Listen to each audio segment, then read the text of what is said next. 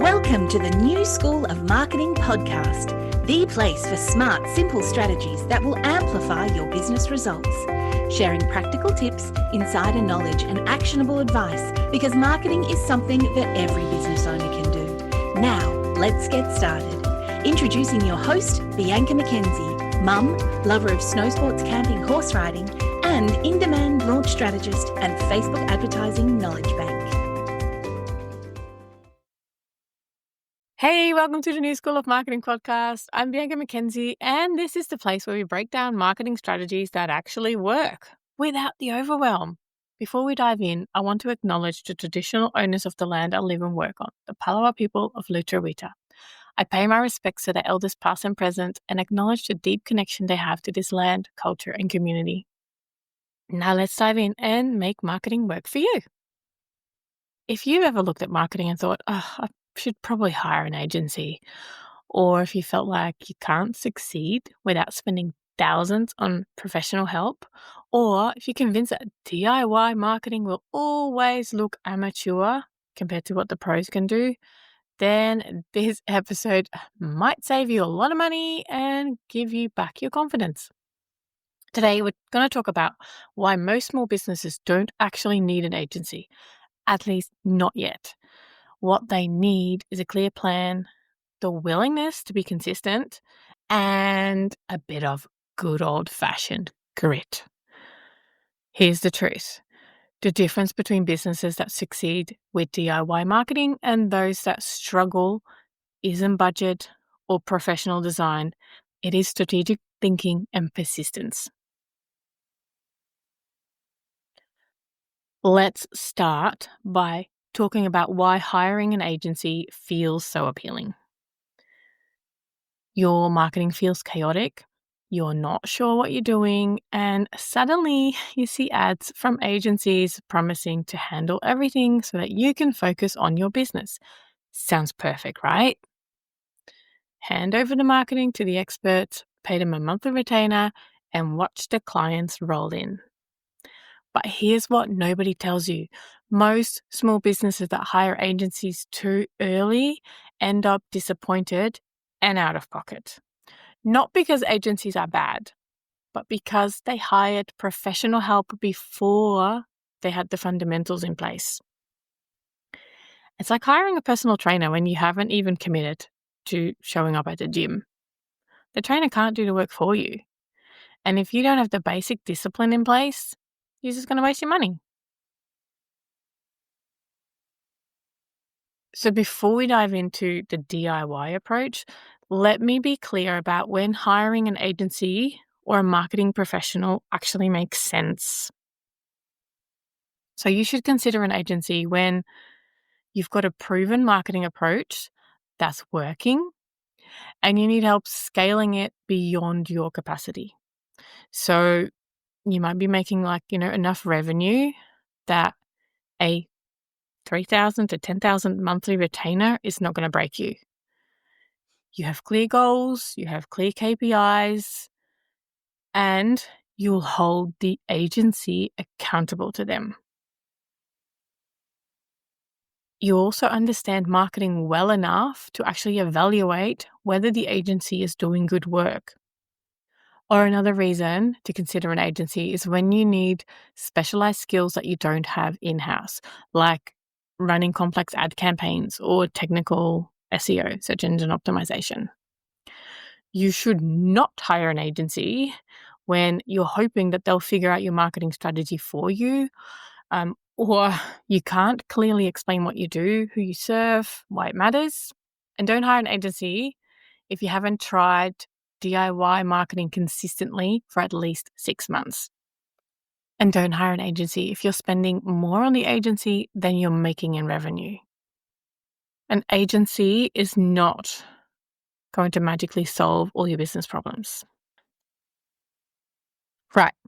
So if you're not ready for an agency, what do you need? Well, 3 things.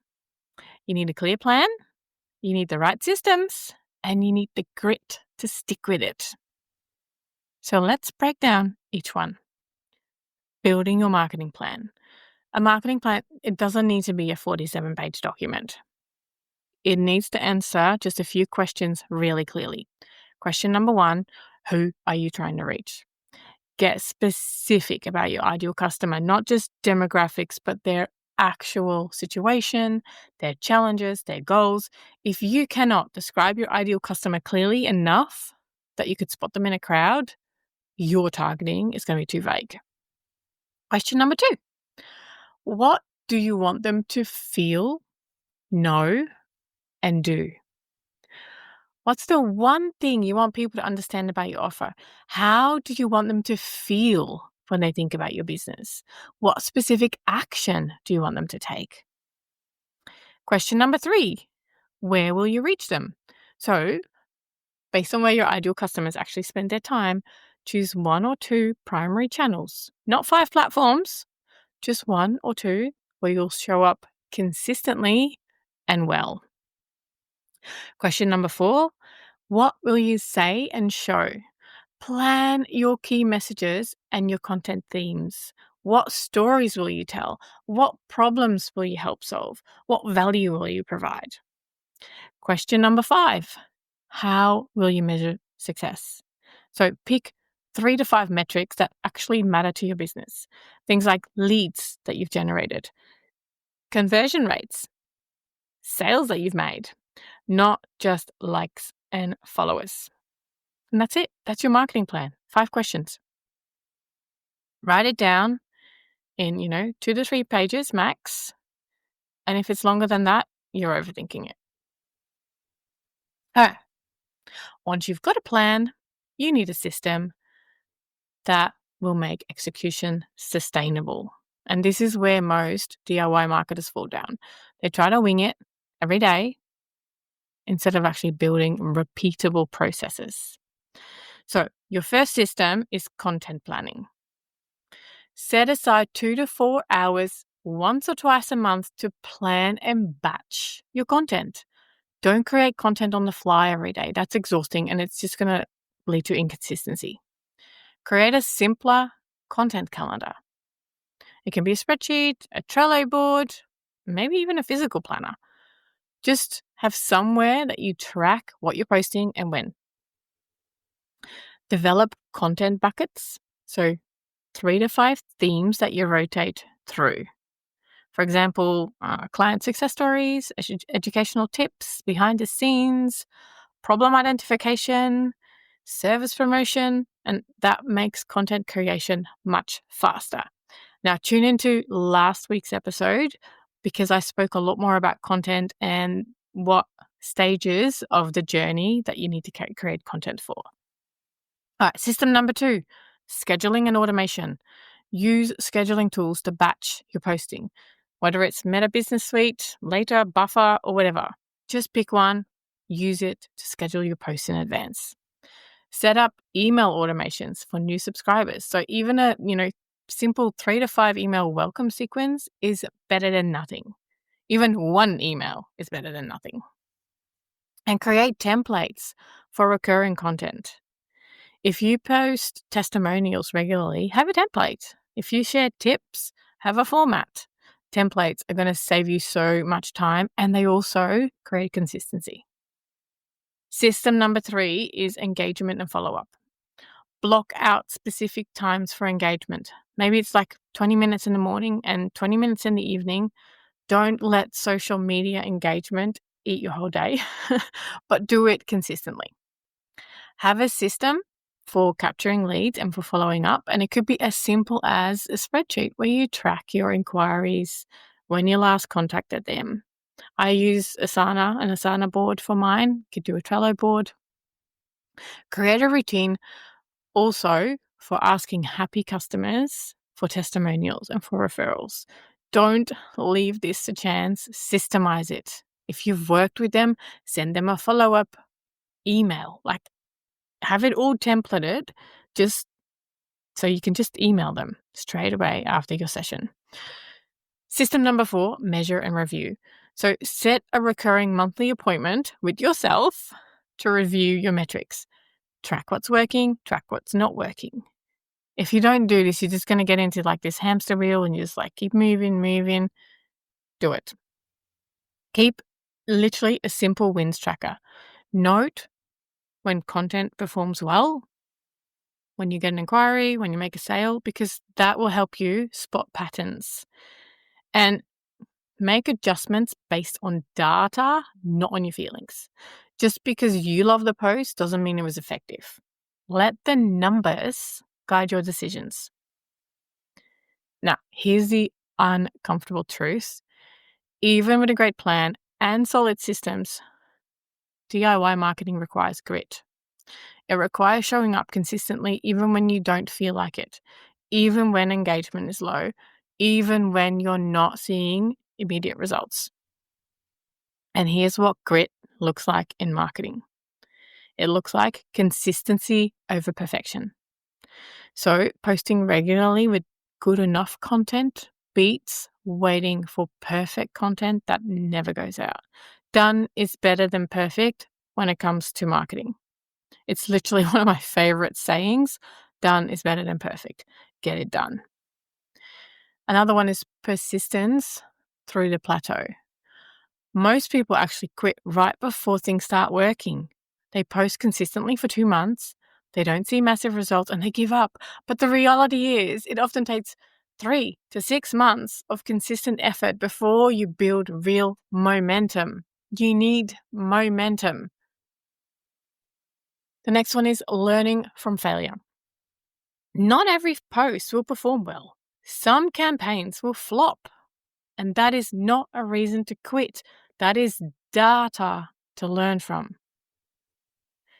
Businesses that succeed with DIY marketing are the ones that test, they learn, and they adjust. And if this is something that you really struggle with, because that's normal, that's okay. Not everyone has marketing under control. That's exactly why I have my Marketing Momentum membership. Because data tells stories.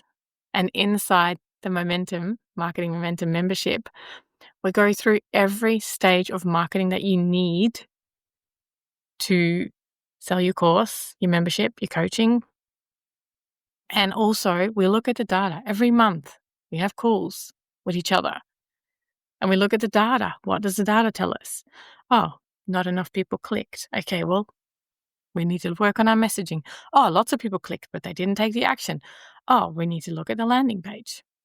So learn from your failures, but see them as data. Data tells the story. The next one is doing the boring work. I know. It's just, grit. Do the boring work. Respond to every comment. Follow up with every lead. Posting even when engagement is low. The unglamorous consistency is what actually separates successful DIY marketers from those who give up. And grit also looks like staying the course despite the shiny objects. Every week, there's going to be a new platform, a new trend, a new something or other that someone talks about. Grit means sticking to your plan instead of chasing everything new. If you're going to do something, like you're going to start a podcast, stick to it for at least 6 months. You got to stay the course. You got to build momentum. All right, this can be tricky. One reason people feel they need an agency is because marketing feels really intimidating and complex. But most marketing skills aren't actually that hard to learn. They just require time and practice. So, for example, basic graphic design. Tools like Canva have made it so accessible to everyone. You don't need to be a professional designer to create clean, professional-looking graphics. So spend a few hours learning Canva and you're going to be set. And it's actually really fun to play inside of Canva. There's always new things to learn, but it's fun.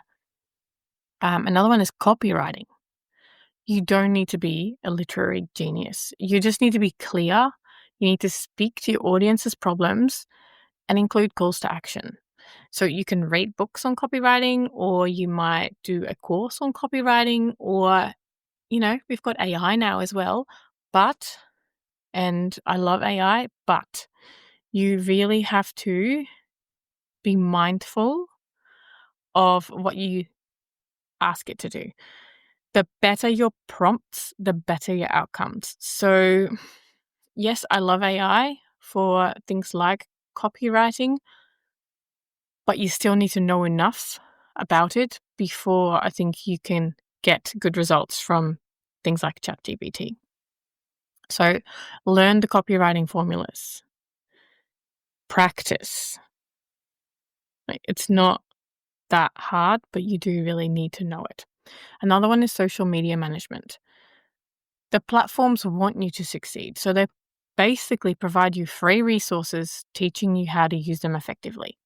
So you can spend a little bit of time in like the help centers or the creator academies. Like they all have, best practices and how to do things. So learn, spend a little bit of time learning. Another one is email marketing. Platforms like MailerLite, which is my favorite, I use it myself, ConvertKit, Flowdesk, they are designed to be user-friendly. Follow their tutorials, use their templates, and you can actually build effective email campaigns. The more you do it, the better you get at it. I know it's a big learning curve up front, but it's going to pay off tenfold. And then another one's basic analytics. You do not need to be a data scientist. You just need to understand what metrics matter and to track them consistently. Google Analytics has free courses, and so do most social platforms. And then the last one is photography basics. With a decent smartphone and some natural light, you can take really good photos for your marketing. Maybe watch a few YouTube tutorials on like smartphone photography and composition, and that's it. Like, you have all the tools. Most of us have all the tools. If you have a laptop and you have a phone, you can get started. You do not need to outsource to an agency. And they're not, mystical skills that need years of training. They're learnable. Yes, they take some grit, some dedication, some practice, but they are learnable. Now, just because you don't need a full service agency doesn't mean you should do absolutely everything yourself. There are smart, affordable ways to actually get help with specific tasks. So here are a few things that I think are worth outsourcing early. One of them is professional photos. If your business really relies on visual presentation, invest in a professional photo shoot and get enough images that will last you like 6 to 12 months, which is much more effective, cost-effective than an ongoing agency retainer. So some things are worth investing in. Another one is website. If tech isn't your thing, hire someone to set up your website properly. And then maybe with some training, you can maintain it yourself. It's a one-time cost. It's a long-term value. Another one is logo and brand basics. Work with a designer to create a logo and to have basic brand guidelines, and then you can use them consistently in your DIY marketing. If you are DIYing your logo and your brand basics without knowledge of branding, it's going to look like a bit of a hodgepodge and it will look very DIY. So some things are worth investing in. Another one is like specific technical skills. So if you need something built in code or like any of that, hire a developer for that specific project.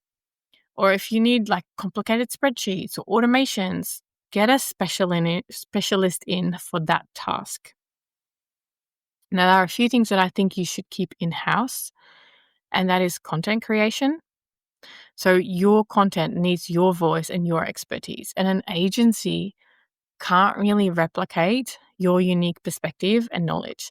And I have quite a few examples of this. I am a mentor here in Tasmania for a government-funded program, and I've worked with a lot of businesses that started with agencies and they quit because the agencies couldn't get their voice. They just didn't understand the voice, and the business owners in the end just got They got frustrated because they were not getting the result, because there was this misalignment by kind of like the values, the personality, the way the business owner is. Because if you have a small business, it's generally a reflection of who you are. And the agency kind of just tried to do everything in a polished, professional way, and it stripped the business basically off its personality. So it was just like super dry, boring. Nobody wanted to engage with it. So some things are worth keeping in-house. Another one is community engagement. So responding to comments and DMs, it needs to be you at least the first few years. I know it's a lot of work, but it's relationship building. It's not busy work. So you really need to be the one responding to comments and DMs. And another one is strategy decisions. You know your business better than anyone. So you need to keep strategic decisions in your hands. It doesn't mean that you have to do it all by yourself. It doesn't mean that you can't get advice, that you can't get around. Maybe you can join my membership or another membership or a mastermind where you can have feedback, but you're ultimately the person where the strategy needs to come from. All right. Let me share some examples of businesses that actually succeeded without agencies. The local physio started posting educational content about, common injuries on Instagram. They're using Canva for graphics, posting 3 times a week consistently for 18 months. And now they have a wait list and they had to hire another practitioner. No ads, no agencies, nothing. It is just literally persistency, consistency, and some grit. Online bookkeeper built her entire business through LinkedIn. So publishing 1 article per week on accounting tips for small businesses. She engaged thoughtfully in the comments and then really started building relationships. So now she has 15 ongoing clients and she contracts more work than she can handle. So it's literally a total of 0 marketing spend plus her time. I do recommend that people have websites, so invest in that at least. But it is not necessary at the start. You can start working first and then do it later. The trap you might fall into, though, is that you then get too busy and then you also don't do it. So just be mindful of that. A handmade jewelry maker used absolutely nothing but consistent Instagram posts showcasing her work and showing stories and reels, showing her process, and just had a simple email list, like with a monthly newsletter. And now she's at 10K monthly revenue before even spending money on ads. Still does all her own marketing. Doesn't mean that they haven't had help, but what they have in common is they have a clear niche, consistent execution, and the grit to keep going even when growth felt slow. And it is going to feel so slow at the start. And I do know a lot of them, a lot of business owners, because, I do mentor a lot of them. They start and they'd start posting in random groups and things like that, but it feels really salesy, not personal. So at the start, just start producing content, start creating content, but also start reaching out, not in a salesy way, because we all know those creepy emails that we get. Build real relationships. I go to networking events still, not for the networking, but it happens. The networking is not my priority. I'm there to build relationships. And sometimes those relationships mean that, I am referring other people. I'm like, oh yeah, oh, you need a website. Oh, you need to contact so-and-so. And you just build relationships and you get to know people. You know what they do. They can refer you. That is how I have gotten a lot of my work over the years. So when it feels slow, keep going. So as your business grows, your DIY marketing should evolve. And here's how to think about leveling up without jumping straight into an expensive agency. So your first phase, which is like your starting out phase, do everything yourself. Keep it simple, focus on 1 or 2 platforms, and you learn as you go. It will feel hard, but keep going. You are very slowly climbing up that hill. Phase number 2 is when you start getting a bit of traction. That's when you can start outsourcing specific tasks like graphic design or video editing or something like that. Keep strategy and creation still in-house, like you're still doing that. Then phase number 3 is when you have consistent revenue. You can hire a part-time marketing assistant or a VA to handle, scheduling or engagement or some admin tasks. And this is kind of like really the sweet spot. You focus on strategy and content creation while they do like the scheduling, the posting, like the bits that kind of take you quite a bit of time, doesn't really need you anymore. And then phase number 4 is just scaling. And that's when you consider and specialists for specific channels. So maybe hire a Facebook ad specialist like myself, or maybe an SEO expert, while you actually still keep your other marketing in-house. And then phase number 5 is when you're an established business. Now you might be ready for an agency or a full-time marketing hire. But you'll be in a much better position to manage them because you actually understand what works. If you go straight to an agency, you haven't gotten any of the basics yet. You're basically kind of asking someone else to build a business for you. It's going to cost you a lot of money. Success with DIY marketing requires a specific mindset shift. You need to think like a marketer, even if you're not one professionally. And I know, super tricky. So there's actually going to be 5 shifts that you need to make. Shift number 1 is going from perfectionism to progressivism. Stop waiting for perfect. Start improving progressively. Version 1.0 is better than version 0, right? So get started. Shift number 2 is from sporadic effort to systematic consistency. Marketing is not something that you do when you feel inspired. Because, really, be honest, how often do you feel inspired?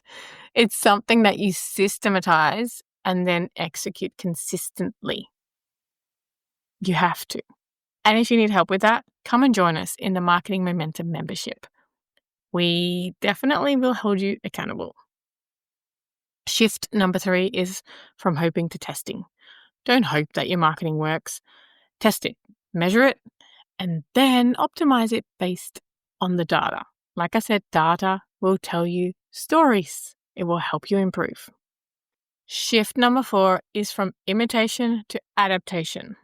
Don't copy what works for others. Learn from it, then adapt it to your unique situation and audience. Don't copy. It's going to land you into legal trouble. It's not fun. Shift number 5 is from scattered activity to actually strategic focus. Do less, but do it better. And one platform done well is going to beat 5 platforms done poorly. Focus always leads to better results.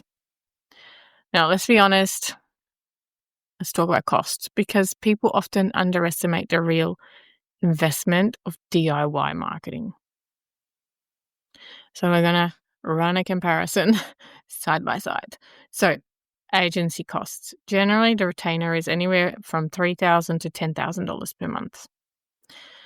Usually there are setup fees of, about $2,000 to $5,000 typically.